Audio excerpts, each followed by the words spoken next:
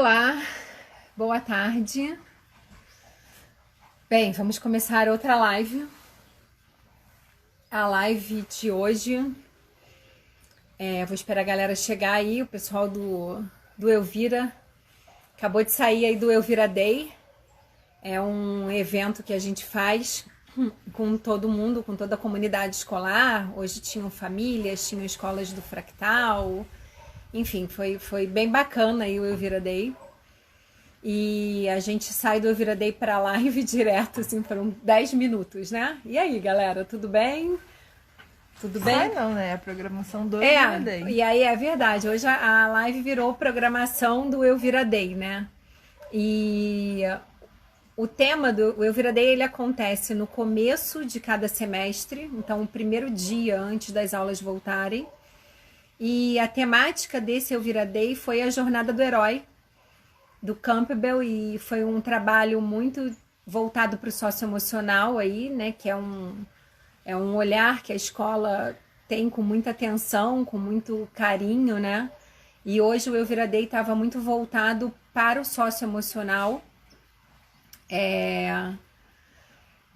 e foi muito curioso, assim, eu não acredito em coincidências, mas eu fico muito prestando atenção na sincronicidade das coisas, né,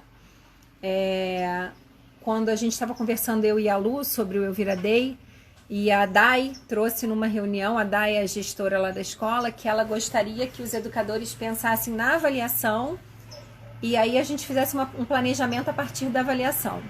Ontem foi dia de planejamento, então eles passaram o dia com esse olhar. Eu falei, pô, Dai, que legal isso, é lindo, né? Um sonho de princesa, né? O cara pensa na avaliação e como é que eu chego para aquela avaliação. E aí eu virei pra Lu depois e falei, pô, isso é legal, Lu, assim, chegar no final, na jornada, por que a gente não usa a jornada do herói pro Elvira Day? E no dia seguinte eu tive uma reunião com o Igor, e o Igor traz que quer trabalhar o Elvira Day com os educadores. Aí eu falei, Igor, olha só. Quer trabalhar a jornada do herói. A jornada do herói com os educadores. O que eu falei? A Elvira Day. Ai, gente, é o cansaço. A jornada do herói com o Elvira Day. Aí eu falei, nossa, eu falei isso com a Lu ontem. Fala com a Lu que o socioemocional vai para esse lado e vamos juntar as forças aí, né? Porque a gente tem muito, dentro dessa organização aprendente, muito de criar esses espaços de diálogo, né? E aí a gente sempre está atento ao que está acontecendo como um todo, além das reuniões que tem lá de maneira sistêmica. E aí a gente pensou eu viradei na jornada do herói. Antes disso, há umas 3 semanas atrás, eu falei assim para Luíto, poxa, quero fazer uma live com o Thompson. E quero muito convidá-lo para estar aqui e tal. Aí a Luíto falou assim, pô, vamos fazer a 15ª live, que é a live de hoje, é a 15ª live. Chama ele. Aí eu escrevi para ele, falei, e aí, Miguel, vamos e tal? Ele falou, pô, bora aí, né? E a gente colocou isso na agenda. E quando a gente olhou, o Elvira Day foi hoje, no dia da live do Thompson, falando da jornada do herói, né? Aí eu falei, hoje a finalização do Elvira Day é essa live, depois a gente vai ter um show aí no YouTube da escola, né, Lu? Canal do YouTube. E aí a galera já tá separando aí o todinho, a água de coco pra participar do show, né? E aí eu falei assim, cara, que legal, né? E eu e a Selma fizemos uma oficina no Elvira Day falando na jornada do herói, a gente falava do lugar do mentor, né? E, gente, assim, de verdade, esse desenho aí de escola do Elvira, tiveram 2 pessoas, e quem já me ouviu falar, já me ouviu falar isso muitas vezes, né? Inclusive eu falo isso para eles, né? Já falei em palestras, esse lugar do mentor, para mim, quando eu cheguei aí nesse desafio de transformar o Elvira, uma escola de 115 anos, numa escola inovadora, eu tenho 2 mentores que me acompanham nesse processo e que são pessoas que eu sempre procuro, né, para poder sair da escola e olhar e falar assim, cara, olha só, eu li tudo isso aqui, toda essa tradução, e agora me apoia aí para organizar, para olhar esse caminho. E essas pessoas são a Selma e o Thompson. E aí a gente termina hoje o dia do Elvira Day com a jornada do herói. numa live onde estão os dois, né? Então, assim, é muito bacana isso. É de muita gratidão por tudo que a gente viveu aí no Elvira nesses 3 anos e meio de gestão. A gente falar sobre a jornada do herói e a gente tá aí nessa live que eu tenho a gratidão de receber aí os 2 mentores aí que me apoiam muito nesse processo. Eu vou chamar primeiro o Miguel para a Selma respirar, porque ela acabou de sair comigo da formação joia com o Miguel. A gente ficou pensando muito sobre o nome da live, né? Então, qual seria o nome da live? E aí a gente usou um termo que o Miguel usa muito, que é o joia, né? E a Lu pegou uma outra coisa que é uma brincadeira que eu faço sempre quando eu tiro foto com as pessoas que eu amo e que eu coloco. Eu não ando só ando em boa companhia. E aí a live virou isso, esse papo joia, com uma ótima companhia aí, um amigo querido que eu tenho uma admiração gigante, um respeito gigante, um amor imenso também. Então, e a gente não ensaiou o que a gente ia falar. A gente conversa muito, nós dois, né? Eu falei, eu acho que a gente pode trazer um pouco do que a gente conversa e responder um pouco vocês, assim, né? Falar sobre mundo, sobre educação, sobre como a gente enxerga o que está acontecendo com o mundo, com as pessoas. E seria muito legal ter as perguntas de vocês para a gente poder falar junto aqui, né?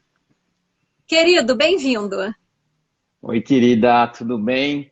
Bom, Tudo tudo que você bem. falou é recíproco, não tem nada de mestre aqui. Tem a coisa do velho, né? Do velho do Rio, né? Que a gente sabe algumas coisas, mas não é nada especial, é muito da experiência, né? Estou muito feliz de estar aqui no meu Vira Day para prosear, que é a coisa que eu mais gosto de fazer, de falar. A E gente contente tinha aqui. falado algumas vezes, né, Miguel, para ser presencial isso, né? Vamos fazer um Eu Vira Day que você vá para lá falar. Bem, não foi presencial, mas foi esse o primeiro online, né? É você que é esse cara Não, super modernoso que está aqui, né? Não, eu acho que a live, ela traz um componente. Eu estou vendo aqui, a gente tem 120 pessoas, né? Numa sexta-feira, às 4 da tarde. Eu acho que é uma potência. Eu acho que a gente perde o fato da gente não poder se abraçar, de dar uns beliscão, né?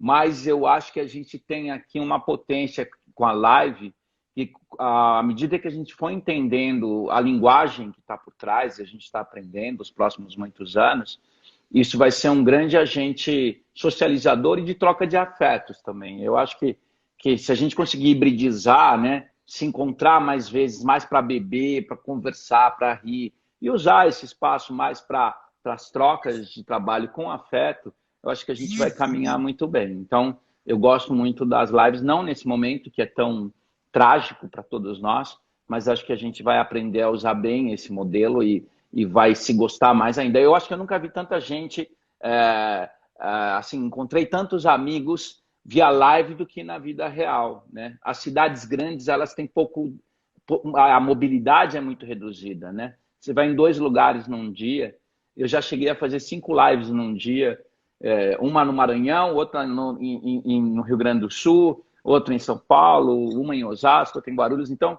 veja, eu jamais poderia me locomover para esses lugares tão rapidamente, né?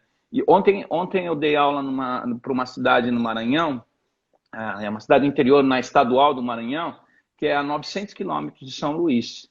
Então, veja, 900 quilômetros de São Luís, eu jamais estaria lá, e foi uma maravilha, 25 alunos, 30 brasileirinhos, assim, você via aquele jeito brasileiro da Amazônia, dessa transição com o Maranhão. Então, acho que a gente tem que aproveitar e sorver as pessoas, mesmo que seja à distância. Depois a gente se dá um abraço.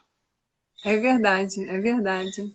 Miguel, você tá nessa empreitada aí, né, cara? Eu falo às vezes para você, às vezes até como amiga, eu fico preocupada e falo para você, meu, você não tá passando do limite, não, eu tô te vendo com uma cara de cansado.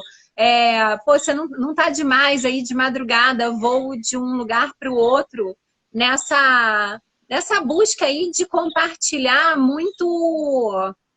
Você é um cara que muito provoca, né? Provoca o que a gente pensa, provoca o que a gente que a gente acha que a gente sabe, né? Você é um cara muito provocador e você vai para a educação aí como alguém que estuda pra caramba. Eu não sei como é que você consegue dar conta de ler tanto livro, tanta coisa, assim, e trazer essas provocações, assim, né? Quando você olha para esse contexto de mundo aí que a gente está, e esse caminhar, e essa vontade tua, né? Porque você é um cara da vontade de mudar, você é um cara da ação, né? Você não, além de você ter toda uma coisa de uma teoria sensacional, você é um cara de falar assim, cara, eu vou lá arregaçar minha manga e vou fazer, né? Assim, o que você tem aprendido aí nesse último ano com tudo isso que aconteceu aí com o mundo, né? Assim, qual é a tua aprendizagem para você levar para a vida daqui para frente? Bom, eu sempre tive um viés muito intelectual, né? E muito racional. E nos últimos anos eu tenho feito uma transição, que eu não sei se não diria que é uma transição mística, mas eu acho que a educação ela é muito mais do que essa estrutura disciplinar que a gente vive, racional, né? A educação, a gente tem falado, a pedagogia tem falado há mais de 100 anos nessa formação integral, que tem a ver com a emoção, com os afetos, com a questão ambiental. Então, eu entendi que, embora seja muito importante ser intelectual, estudar, tudo é muito importante, mas cada vez mais as conexões, o bom aprendizado se dá num misto e que muitas vezes o mais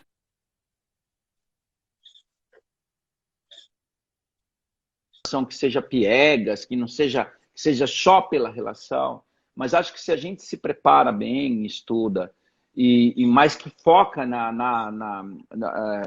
no estímulo dos jovens, né? Na elevação da autoestima e traz desafios para os meninos e para as meninas, a escola avança mais. Então, eu não acredito mais nesse modelo de escola, nenhuma escola, eu não acredito nesse modelo estruturado, né? Evidente que não dá para a gente fazer essa mudança da noite para o dia.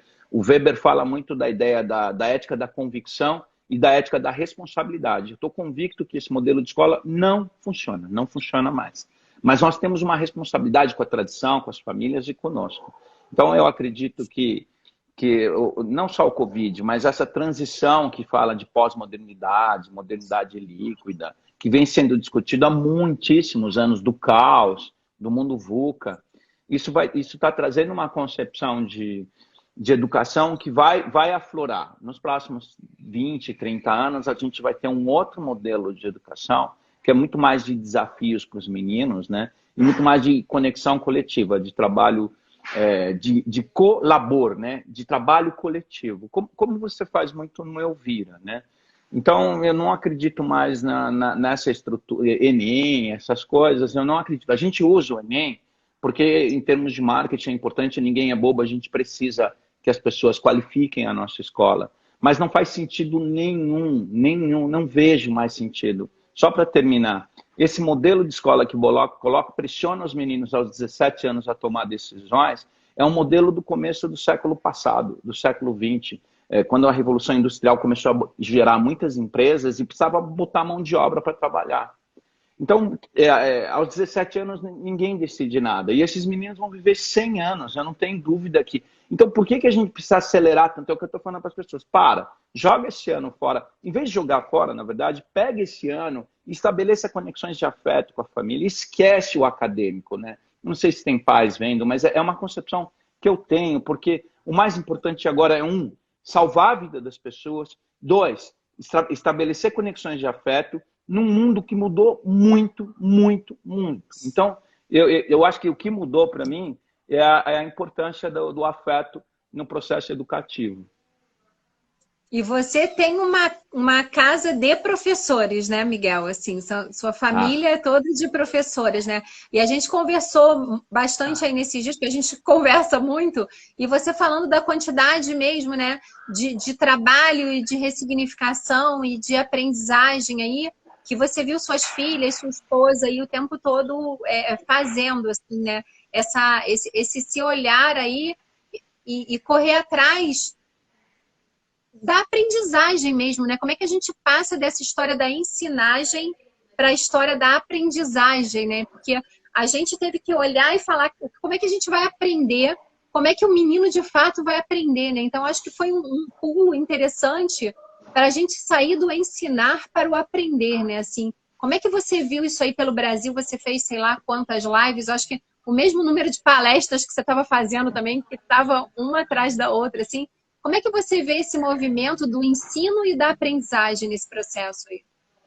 Então, o que eu sinto... Primeiro, eu vendo aqui em casa, né, são 3 professoras. Eu não sou mais professor de sala de aula, mas as 3 estão em sala de aula. O nível de exaustão que elas se encontram, na verdade, né? E tem um curriculista, um pensador do currículo que chama Michael Apple.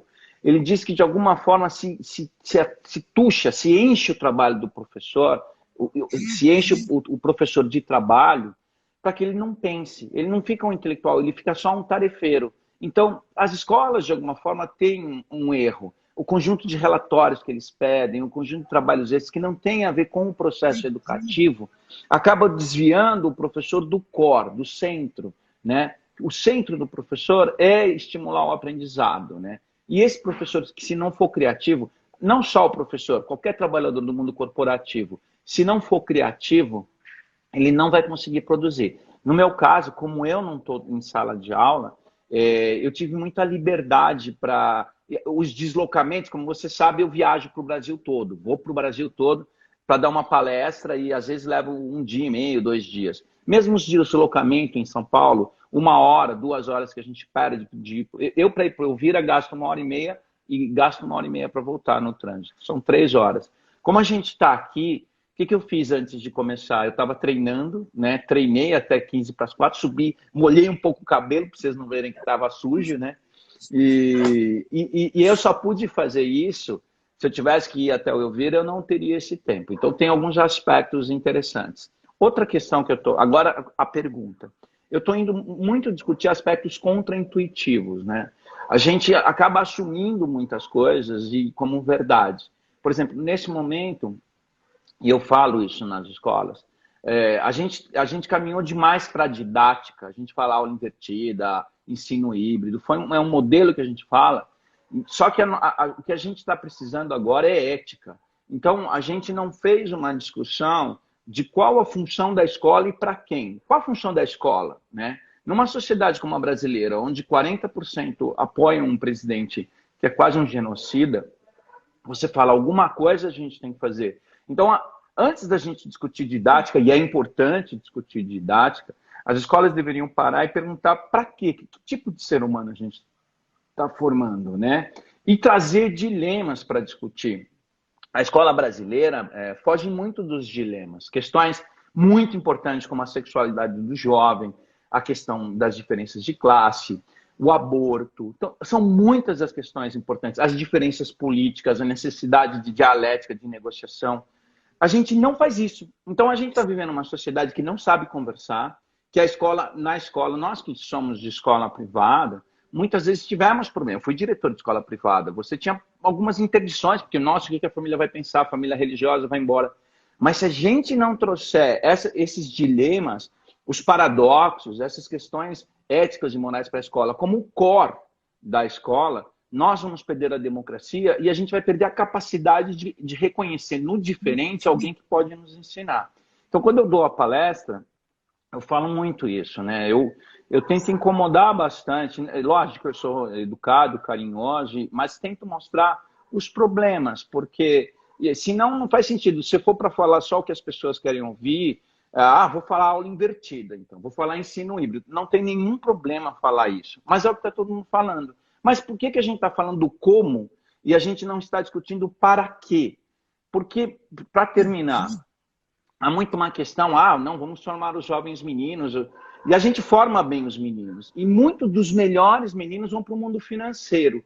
E o mundo financeiro é o mundo mais desplugado das questões éticas que a gente conhece. Porque ali é acúmulo de dinheiro puro. Então, os melhores alunos, os orgulhos da raça, a gente manda para o mercado financeiro ou para o mundo da tecnologia, né? E a gente está vendo como é que Google, Facebook estão sendo colocados nos bancos dos réus, porque eles atuam de maneira aética em muitos aspectos, as fake news e tal. Então não adianta formar um menino excelente cognitivamente se a gente não ajudá-lo a entender o outro, a ter empatia. E eu acho que a gente está formando o menino muito bem, mas a gente não está dando condições para que esses meninos façam uma reflexão de alteridade e de ética. Quem é esse outro que eu não conheço? Então, se a gente não formar as pessoas, eu acho que a escola tem que chamar as famílias, né? E tem que fazer um grande contrato de formação civilizatória. Não é possível o que a gente vê nas redes sociais, de haters. E muitas vezes a hater é o teu amigo ali do lado, que se transforma na frente de um computador, entendeu? Então, essas bases éticas, eu acredito que são a coisa mais importante nesse momento. Formar uma geração que saiba trabalhar democraticamente, que respeite.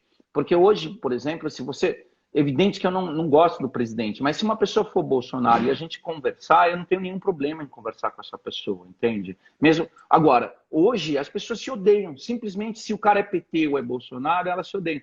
E acho que a gente pode educar esses gostos, pode educar essas relações. Então, nas palestras eu tenho falado muito essa necessidade, uma coisa simples, de trazer dilemas para a escola. Há dilemas em todos os campos, na ciência, na história, na língua portuguesa. É necessário trazer esses dilemas, desenvolver tecnologias, e aí sim as didáticas, que trabalhem dilemas, para que a gente forme gente decente, gente que consiga, que vire um presidente, um prefeito, um deputado, e não seja uma pessoa amoral, né? Então, acho que... E nas relações cotidianas mesmo, né? Então, para mim, nesse momento, André, a coisa mais importante é formar um sujeito ético. A gente vai olhando, né? Hoje a gente falou um pouco sobre isso no Elvira Day, eu e a Selma, dessa questão do modelo mental, né? E é uma coisa que eu venho observado muito, assim, até pelo fractal, pelas mentorias, você sabe aí como é que eu também ando pra caramba e vou aí tentando apoiar o máximo de pessoas que a gente possa apoiar. O Elvira é uma escola muito aberta, né? Então, eu penso assim, a escola ela é um lugar muito difícil da gente mudar, porque assim, a gente passou a infância e a adolescência na escola. Aí a gente saiu, foi para a faculdade. Aí a gente voltou para a escola. Só que ainda tem aí no modelo mental da gente, guardado, seja no afeto, seja na experiência, seja num monte de coisa, esse modelo de escola que a gente traz, né? Então, a gente quebrar com isso, a gente não tem nem outra referência. Se você sai da escola, que foi o meu caso, e vai para o mercado financeiro, você vai experimentar outra coisa, né? Você vai olhar um outro lugar do mundo que você não viveu dentro dele, né? Aí você vai para dentro do Grupo Pão de Açúcar num projeto, aí você vai... Aí quando você volta para a escola, você tem mais condição de olhar e falar assim, cara, calma aí, vamos olhar para essa brincadeira aqui, que tem alguma coisa que não é para ter, né? Assim, como é que a escola sai do mundo da escola para ter outras referências, né? Então, isso é uma coisa que eu observo muito, que esse modelo mental, ele é muito arraigado porque ele fica nesse lugar da experiência que eu tive enquanto estudante, né? Então, e que, assim, eu aprendi sentado um atrás do outro. Por que quer ensinar isso, isso, isso? Eu cheguei onde eu cheguei, sentada numa escola particular de classe média alta do Rio de Janeiro. Para que eu vou fazer diferente? Não vou fazer diferente, né? Então, assim, e aí como é que você traz outras referências para pensar esse lugar da escola? Isso é uma coisa que eu tenho pensado bastante. E outra coisa que eu tenho pensado bastante, quando a gente fala aí desse ensino por competências e por habilidades, né? Lá no Elvira a gente tem um modelo de gestão, um modelo de liderança aí que você conhece, você acompanha, que a gente está sempre conversando, que fala dessa coisa do coach, né? Assim, mas do coach como alguém que está desenvolvendo o outro. Então, todos os educadores do Elvira, eles têm essa pessoa que está ali focada no desenvolvimento dele, daquela pessoa. Então, assim, cara, o que você quer? O que você sonha? Onde você quer chegar? E você tem dentro de você a força para chegar nesse lugar, né? Assim, e quando a gente vai fazendo esse trabalho com as pessoas, e as pessoas, elas acabam tendo dificuldade, assim, eles falam pra gente claramente, assim, eu sempre quis essa escola, mas chegar nessa escola é muito desafiador, porque a gente chega e ainda fica falando assim, não, calma aí, espera, 2 meses não vai ser nada disso não, esse pessoal tá inventando essa história aí dessa escola e tal. E mesmo a gente querendo, a gente conseguir se adaptar a isso é muito complicado. E quando a gente vai para esse trabalho aí com os coaches aí, com os educadores, tem um ponto que aparece muito, muito, muito. Eu sou coach de várias pessoas da escola, professores de ensino médio, de Fundamental 2, enfim, gestores, lideranças. Eu tenho uma galera lá porque eu gosto desse acompanhamento, né? Para mim faz muito sentido que eu aprendo muito com eles, né? Assim, eu aprendo demais com os meus coaches, assim, com os educadores que eu estou trabalhando. Tem uma coisa que eles precisam trabalhar e que quando você fala dessa sobrecarga aí de papéis e de tudo que o professor tem, né, para preencher, tem uma competência específica que precisa ser muito trabalhada com eles e que aparece muito na conversa, que é planejamento e organização.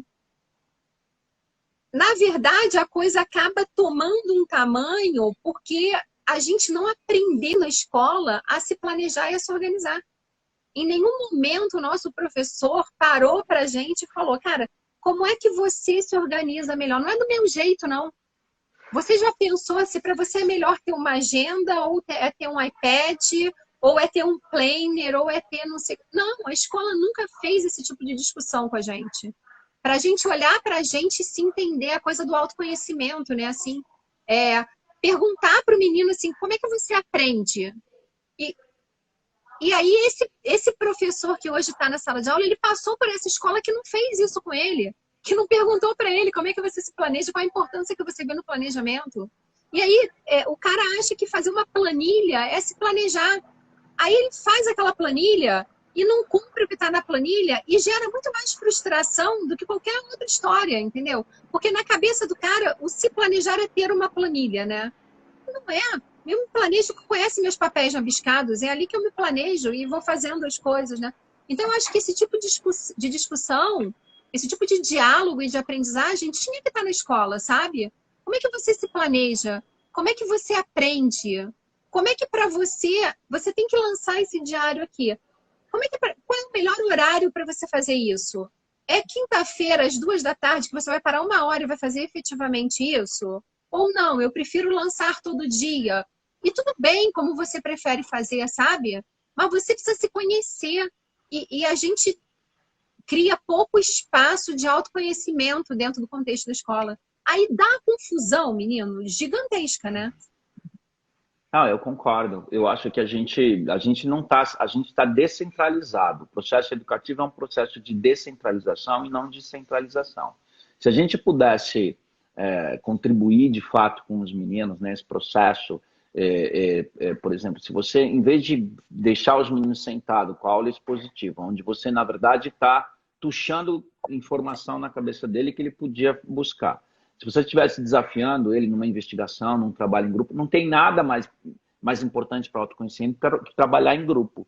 Eu, por exemplo, não sou um cara bom para atuar em grupo, para executar. Eu sei dar algumas orientações, mas eu não consigo trabalhar em grupo, porque eu não consigo, é o meu jeito, né? Mas se eu estiver num grupo, eu aceito muito bem as falas dos outros, mas não fico impondo nada, entende? Eu prefiro, esse é o meu jeito, eu prefiro fazer tudo na última hora. Na última hora. Se eu tiver 3 semanas, eu vou fazer tudo 2 horas antes. E eu consigo fazer. E eu me aceitei desse jeito, né? E consigo entregar na boa as coisas. Então, a escola não cria... Eu acho que a Base Nacional Comum Curricular, para o pessoal que não conhece, existe uma reforma educacional no Brasil.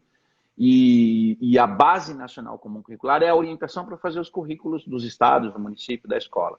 E a base tem uma linha que é autocuidado e autoconhecimento, que eu acho muito importante. Eu acho que a gente poderia contribuir muito.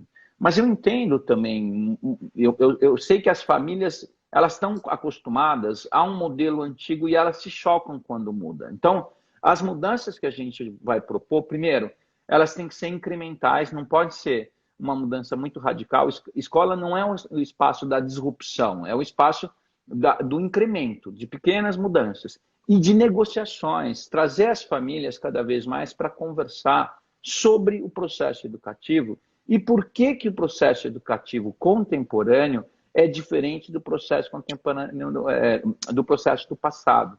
Nós vivemos uma sociedade completamente diferente. As relações familiares mudaram.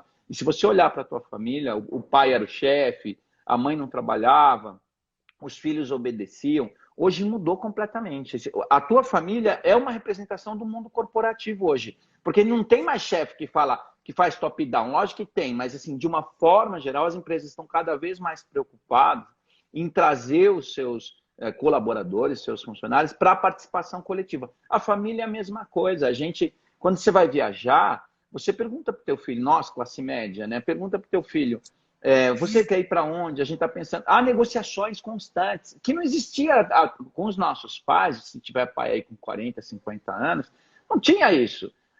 De uma forma geral, era tudo decidido. Se tinha uma conversa mais séria, a gente tinha que sair da mesa, tinha mesa de domingo. Então, as relações familiares mudaram muito no cotidiano. Reparem o teu cotidiano como ocorreu essa mudança. E começa a olhar as empresas, desde do Peter Drucker, né? Porque o mundo administrativo até o Taylor Fayol era um modelo top-down. O Peter Drucker trouxe um elemento humanista para a discussão. Peter Drucker foi o pensador administrativo da administração que trouxe a ideia de que o ser humano era a principal ferramenta do processo do trabalho, do labor. E a escola, a família, todo mundo fez isso. A escola está tentando fazer isso. Ela não consegue ainda fazer esse deslocamento dos conceitos, das definições, para a centralidade do aluno, que as empresas já estão fazendo. A avaliação 360, aquelas avaliações que veem o perfil das pessoas, né? Tem um monte hoje de trabalho, uma enorme preocupação com o funcionário, as empresas boas, né? Não as empresas meia boca. Então, o mundo está mudando, a escola tem que mudar e os pais se assustam. E é natural que seja assim, porque os filhos são as coisas mais importantes que eles têm, que a gente tem. Mas ela precisa mudar, porque esta escola não dará conta de um mundo que exige criatividade, emergência, capacidade de reagir muito rapidamente, né? Não adianta o cara entrar no ITA, saber todas as regras da química, da física, da biologia, se quando emerge um problema, ele não sabe improvisar. E improvisar é movimentar uma série de criatividades que ele desenvolveu em casa e na escola. E a escola tem que propor. A escola tem que propor desafios reais. A escola não é uma preparação para a vida. A escola é a vida. Quando você prepara um aluno para ir ele vai falar num TED, ele vai fazer uma apresentação na universidade, ele vai resolver um problema. Vocês lá no Elvira têm feito muito isso lá naqueles trabalhos no Fractal e tal. Então, eu acredito sinceramente que a gente vai ter que formar os pais para entender que o mundo contemporâneo não mais aceita esta escola. Esta escola não funciona. Mas a gente não vai mudar hoje. Vai mudar daqui a 20, 30 anos. Lentamente. Porque a escola também é um espaço da tradição, né? A gente fez uma mudança lá no organograma do Elvira, né? A gente tinha lá o estudante no centro do organograma, naquele primeiro lá que a gente fez em 2017, você viu, né? Viu bastante, porque eu perturbei muito sua vida com aquele organograma. Agora a gente fez uma adequação do organograma, onde a gente põe a família junto com o estudante no centro do organograma. Então a família passa a fazer parte desse organograma, sabe? A gente pega professores de sala de aula hoje que são líderes de processos importantes na escola, como projeto, metodologias ativas, iniciação científica. Então, assim, a gente vai criando lideranças para apoiar essa comunidade escolar, muito no entendimento, assim, que a gente não precisa saber tudo. O professor, ele tem muito na cabeça dele que ele precisa saber tudo, ele se cobra muito de saber tudo, né? Então, ele não vai chegar para o menino e falar, isso aqui eu não sei. Não, e aí, quando a gente fala, assim, a gente estava outro dia trabalhando planejamento e organização com uma das professoras que eu faço coach com ela, e aí eu falei assim para ela, aí ela falou assim, então, onde eu vou fazer? Eu vou fazer o check-in. O check-in é uma das ferramentas de facilitação que a gente usa muito aí, né? O pessoal da Elect, que faz a nossa formação de facilitadores, e tem ferramentas poderosíssimas para mudar essa estrutura de sala de aula. Dá para mudar, sim. E dá para trazer isso tudo para online, porque a gente está trabalhando aí junto com eles em cima disso e está funcionando. E aí ela falou assim, então eu vou fazer o seguinte, eu vou fazer todos os meus check-ins dessa semana sobre planejamento e organização. Aí eu vou chegar para os meninos e vou falar, como é que vocês se planejam? Como é que vocês se organizam? Qual é o professor que faz o melhor TOTUS? Que faz o melhor Classroom? Que bota as informações assim? Aí eu vou aprender com os meninos como é que eles se organizam, como é que os professores estão fazendo e tal. Aí eu falei para ela, nossa, sensacional! Ah, tá bom, não sei o que. Aí ela olhou pra mim e falou assim, eu posso fazer isso? Aí eu falei, pode fazer o quê? Não, eu posso chegar na sala e falar pra eles que eu não sei me planejar e organizar? Pode.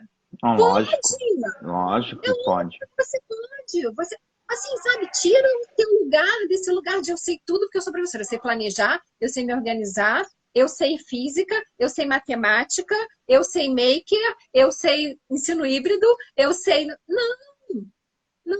Qual é o lugar? O teu lugar aí de aprendizagem como sujeito, como ser humano. E aí, cara, constrói com eles. Constrói com eles quando a gente. E aí ela falou assim, sério? Aí ela olhou pra mim e falou assim, vocês são muito doidos nessa escola mesmo, né? A gente é muito doido, assim, sabe? Ou a gente ressignifica esse lugar, ou a gente morre de desespero. Porque se a gente acha que a gente tem que saber tudo, eu sou diretora da Elvira. Nossa, eu tenho que saber tudo sobre o Classroom, sobre cultura. Não, eu não tenho, não. Eu não tenho, não. Tem muita gente lá que sabe muita coisa e a gente tem que aprender junto, né? Então, eu acho que essa cultura que vem aí da escola, de que todo mundo tem que saber tudo, e que o professor tem que saber todas as coisas, é muito ruim isso é muito negativo. Porque nesse mundo que a gente está, que tem um aprendizado diferente a cada 30 segundos, eu não vou saber tudo. Eu não vou saber tudo. Então, o que eu sinto, eu gosto muito de uma frase do Gerson, um jogador da seleção dos anos 70, que ele dizia que ele estava mais velho, né, mas ele estava jogando muita bola, né? E ele saía do campo e eu falo, o jornalista perguntou, pô, mas você nem suou hoje, Gerson, né? Ele falou, meu, quem corre é a bola. O que eu acho, assim, porque assim, o jogador novo, ele costuma sair correndo atrás da bola, termina extenuado. Depois que você está mais velho, você se posiciona bem no campo e vai sim fazendo os lançamentos, recebendo a bola na posição correta, como o Romário fazia, né? Ele se colocava na melhor posição para marcar o gol.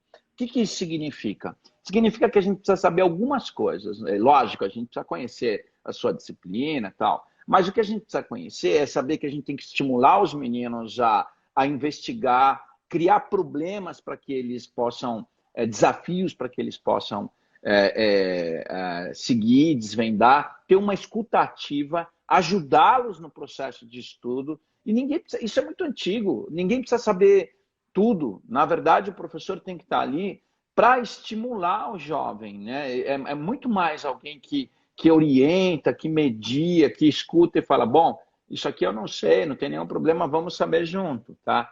E nada mais antigo, hoje, no espaço aí de um dia, 2 dias, o Google gera mais conteúdo que toda a humanidade antes disso.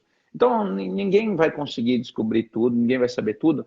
Agora, as competências de um professor são essas. Eu acho que essa escuta ativa, identificar como ele pode ajudar o jovem, ser rigoroso na proposta. Se o aluno quer estudar hip hop, funk, não tem problema, mas você vai ter que fazer a melhor pesquisa, a melhor investigação, e eu vou ser rigoroso nesse processo de pesquisa, né? Então, essa nova profissionalidade que a gente está falando, ela é muito diferente. É como os líderes das empresas. Eu gosto muito de falar das empresas, porque como eu sei que os pais às vezes acham que a escola tem que fazer aquele modelo tradicional, eu trago o mundo da nova empresa. Então, eu estudo muito empresa para dizer, olha, e o mercado, as tendências profissionais, para falar, olha, não é assim, o senhor está enganado. E eu fui diretor de escola e eu sempre explicava, toda reunião de pais eu explicava as tendências, por que o mundo está seguindo esse caminho, e por que a gente está seguindo essa orientação pedagógica e não outra orientação, né? Tem uma pergunta aqui, ó. O exame seriado, acho que tem a ver com o exame, a Bela Matos está fazendo, né? Eu vi assim, de repente, passando, né? Sobre os exames seriados e tal. Não é muito o que a gente está falando aqui, mas vou falar um pouquinho. O Enem e o SAEB possivelmente querem fazer exame no final do primeiro ano, exame no final do segundo e exame no final do terceiro. Isso vai ser uma grande porcaria. Por quê? Porque a escola, de uma forma geral, tem muita liberdade no primeiro e segundo ano, quando a gente desenvolve projetos, a gente desenvolve estudo do meio, faz muita coisa. E os terceiros são muito presos ao vestibular. Se tiver um vestibular a cada ano, como o SAEB está querendo propor, e como o Enem está querendo propor, acabou. Todos os anos vão ser de vestibular. Tudo que é projeto, tudo que não ajude o Enem, vai ser considerado um fardo. Então, eu, por mim, acabava com esses negócios de exame. É uma vergonha uma nação como a nossa ainda ter que fazer vestibular para 6 milhões de alunos para entrar 300 mil por ano, 200 mil por ano, sei lá quantos entram. Então, a gente precisa mudar a nação. Tem que parar de falar em vestibular e tem que exigir com que todos tenham acesso à educação de qualidade, né? Seja na escola pública, seja na escola privada, seja no ensino... Seja se o menino quer ser profissional, seja se o menino quer fazer faculdade depois do ensino médio. É uma vergonha isso, a gente normaliza demais isso. Vestibular é abjeto, é ruim, né? E não, nem, mesmo nos Estados Unidos, eles estão questionando demais o SAT, porque são excludentes. Eu acho que uma sociedade decente conduz o seu aluno com alta qualidade até o final do ensino básico e depois coloca ele onde ele quiser. E uma escola... Coloca ele onde ele quiser. Onde ele quiser. É isso. E a gente não faz isso. Então, mais do que as escolas, que eu tenho questionado as escolas, mais do que ficar brigando por Enem, ficar botando cartaz, que no final é uma questão metodológica, você tem que fazer, mas lá na frente você tem que discutir, não dá, não dá. E todos os meninos teriam que ter condições, da escola pública, privada, de ser o que quiserem. E num Brasil como o nosso, que vai tolhendo potências, quantos meninos são super potentes, capazes, e não conseguem transformar isso em realidade, porque nós vivemos nessa sociedade excludente, né? É isso. Meu amigo, muito obrigada. A gente fica legal. 3, 4 horas no nosso papo, né? Fala bastante. Eu sei que vai estar todo mundo com gostinho de quero mais, e aí você vai ter que voltar aí para a gente falar de novo. Vou chamar a Selminha agora para ela poder fazer um fechamento do que a gente falou aqui, né? Trazendo um pouco dessa escola aprendente aí que a gente está desenhando no Eu Vira com o Peter Senge aí, com essas 5 disciplinas aí que fazem com que a gente aprenda com família, aprenda com estudante, aprenda entre a gente. Então, assim, toda a gratidão do mundo por ter conhecido você nesse caminho, e você sabe aí que eu te falo muitas vezes o quanto eu sou grata aí pela tua mentoria, embora você diga que não, tá? Imagina. Dre, obrigado. O que eu gosto é de conversar, e às vezes as pessoas podem não concordar comigo, e não tem nenhum problema não concordar. É o que eu tenho professado. A gente tem que ter uma concepção dialética. Eu não concordo com você, vamos tentar encontrar um bom caminho. E se gostar, assim, eu tô cada vez mais hippie, assim, no sentido de o mal, ele gasta muita energia, o mau humor, acho que tudo isso, e a alegria, a felicidade, o amor é muito fluido, sabe? Não tem, sabe, querer encontrar o amigo, hoje querer te encontrar, tudo é bom, entende? Quando a gente fica com aqueles coisas hater, não sei nem como o cara consegue viver desse jeito aí, viu?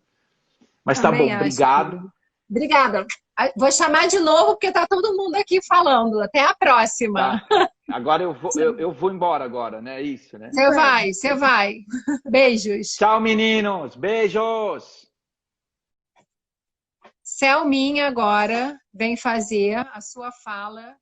Selminha tá desde as 8 da manhã comigo nesse... Não aguenta mais me ver. Tá desde as 8 da manhã comigo aqui nesse telefone.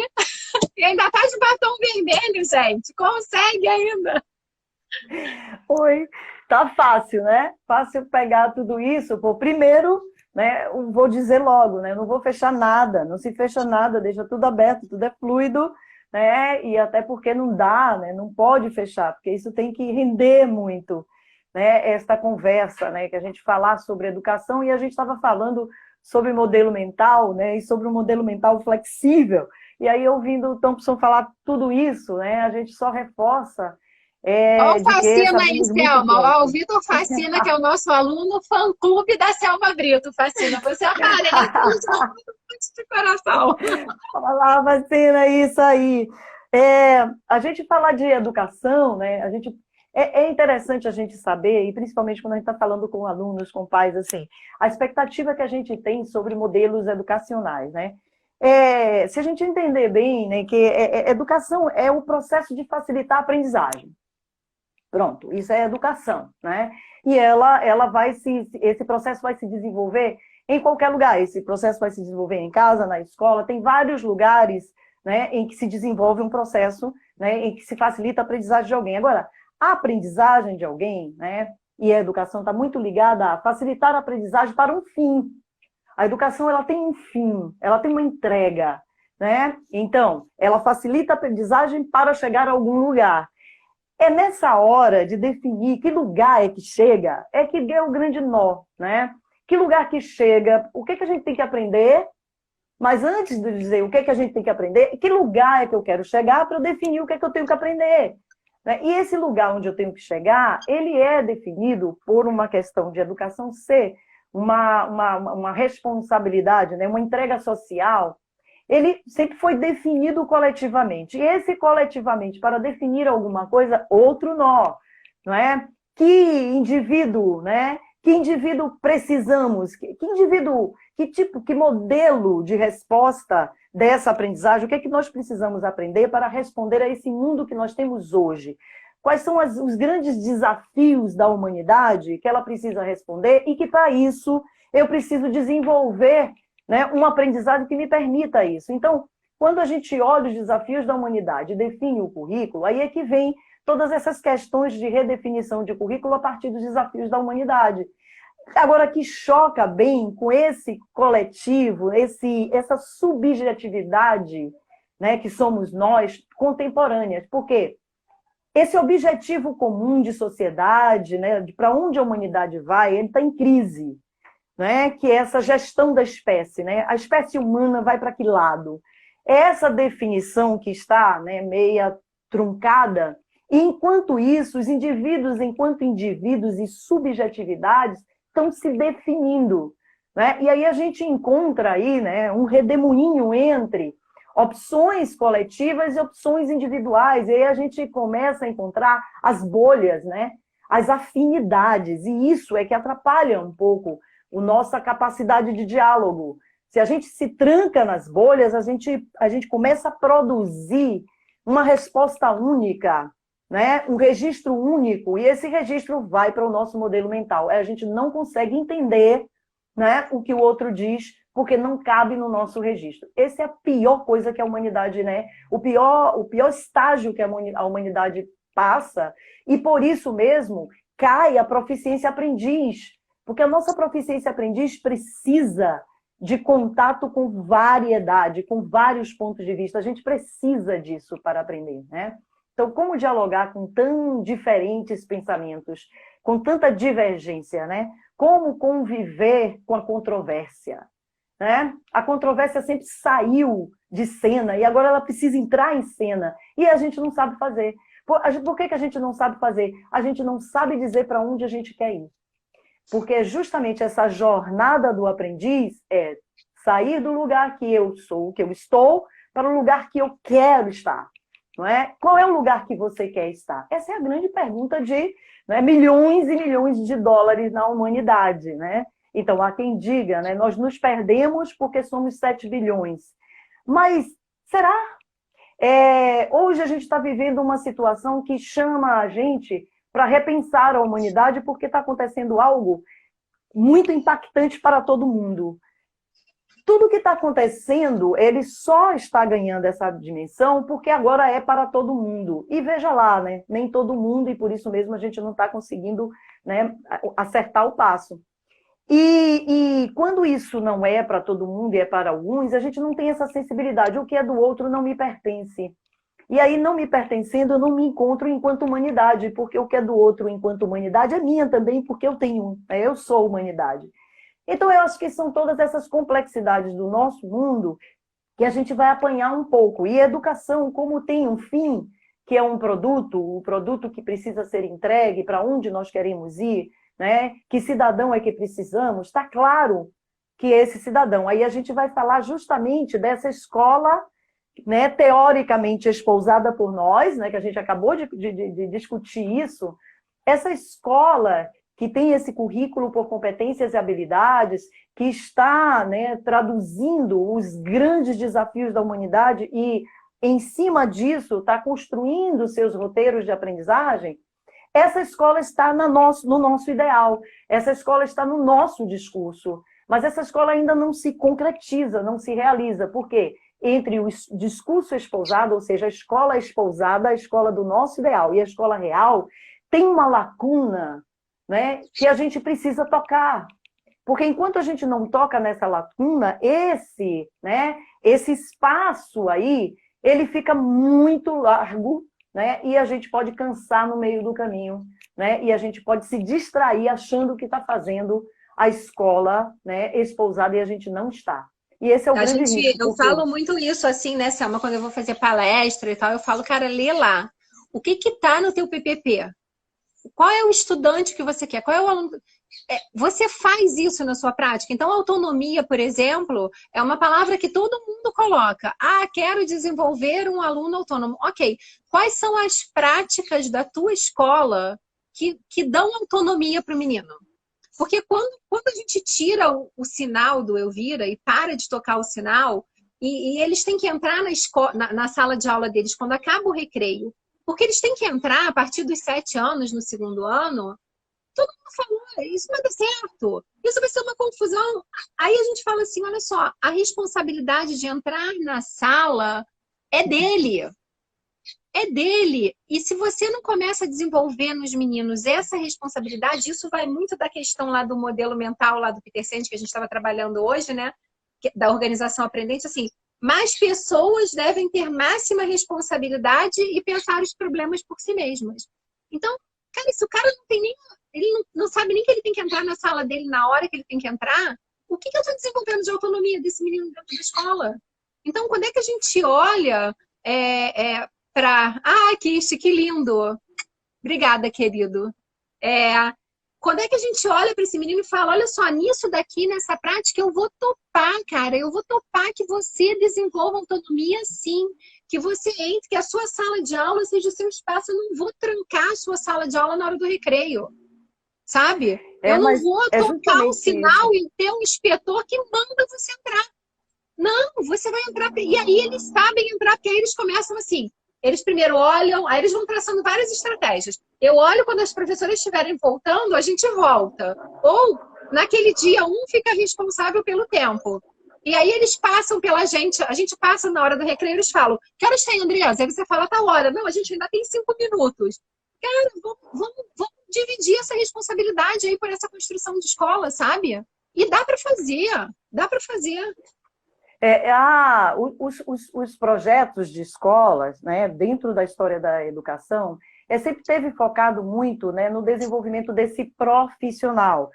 Que essa parte de racionalidade, de cognição, era para dar uma resposta, né, ao cidadão produtivo tanto para a indústria, como um produtivo reprodutor de um modelo político também. Então, eram duas coisas, né? Você reproduz o modelo político e fica feliz por isso, e você é um grande, um excelente operário, e esse modelo dá conta disso. Então, a gente sempre relacionou, né, o processo educativo a uma entrega muito dentro dessa linha, né, tanto profissional, né, como dessa linha política, né, mais de aceite.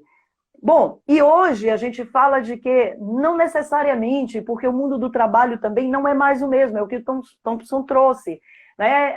Essa preocupação com preparar os meninos para o futuro, e esse futuro sempre está com uma ação profissional, com um modelo de profissão, ou uma profissão que caiba, não necessariamente mais é assim. Então, a gente também precisa, né, libertar, desoprimir o currículo dessa entrega para um modelo de profissional. A gente precisa entregar um cidadão pleno, né? Um cidadão que não só atue profissionalmente dentro da sociedade, mas que ele atue dentro da sociedade não pela via só da profissão, né? Mas da via da integralidade. Então, ele precisa de competências mais socioemocionais, porque ele precisa se relacionar com indivíduos muito diferentes deles, né? Porque agora, antes, era o Estado-nação, e a gente, enquanto nação, a gente tinha uma identidade nacional, né? Hoje a gente tem, né, uma identidade enquanto humanos. Então, os movimentos migratórios estão exigindo isso, né? A gente não consegue mais segurar os problemas dentro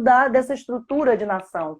então nós vamos virar uma grande nação. Como é possível virar uma grande nação se a gente não tolerar, né, os contornos culturais de cada nação dessa que vai acontecer isso? Então, nós precisamos de uma educação mais ampla, porque justamente os desafios da sociedade contemporânea extrapolam tudo que a gente pode olhar. E o Covid, na verdade, nesse momento que a gente está vivendo isso fica tão claro para a gente de que esse modelo não atende mais. Mas, mesmo assim, é muito difícil, porque é o que a gente estava falando. Uma coisa é a teoria espousada, é o que a gente entende racionalmente, tranquilamente. Uma coisa é o que a gente é capaz de responder, porque a gente tem registros que nos segura e nos sustenta de crenças, né, de mentalidades que não nos deixa acreditar. E não acreditando, a gente não faz.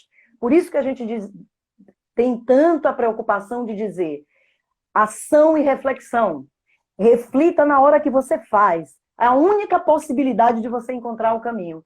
Então, entre a escola espousada e a escola real, a gente precisa tomar cuidado. Nada do que a gente disser que a escola precisa ser, ela vai ser.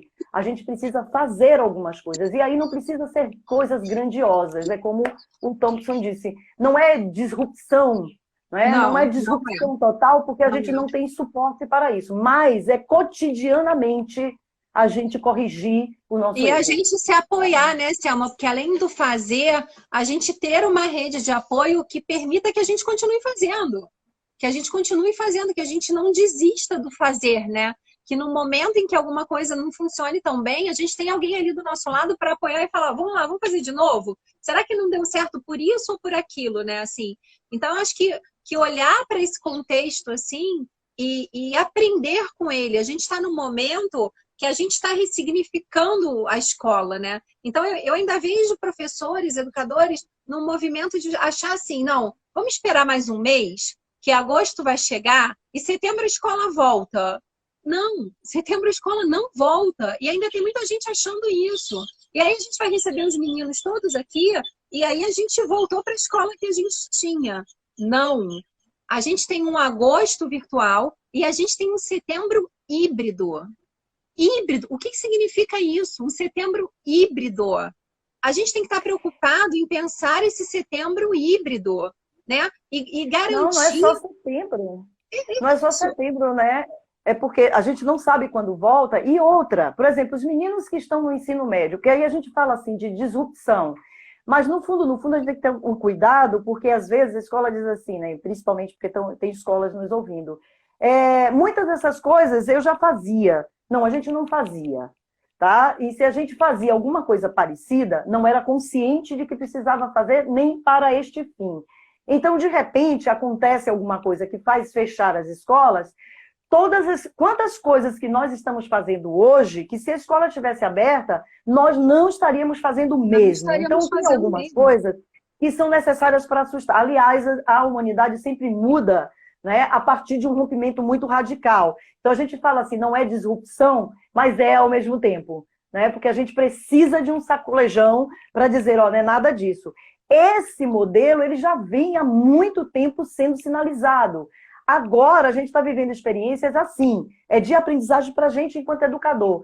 Todas as certezas que nós tínhamos estão, né, sobre júdice. Então, a gente não sabe. Então, o rei está nu e a gente tem condições de dizer que ele está nu, porque a gente não pode errar nisso. Bom, agora, né, é dizer assim, como que a gente veste esse rei de novo, né? Então, e aí de fato, olhar tudo que a gente não fez antes e que está fazendo agora, quanto que a gente pode melhorar para que no retorno a gente não esqueça, porque a gente corre esse risco. Esse risco é real, porque dentro do nosso processo histórico de crença, tem uma escola que deu certo e que foi tradicional. A gente não pode esquecer que se estamos aqui hoje, foi com a escola tradicional. E quanto mais a gente diz assim... Selma, 20 segundos! 20 segundos! Então, a gente não pode dizer... certo? Que essa escola não serviu para mim. Serviu, mas a gente precisa de uma outra escola, porque essa meninada não pode ser educada com a mesma escola que a gente teve, e a gente precisa ter atenção, porque a gente está fazendo a escola que a gente estudou. Então, na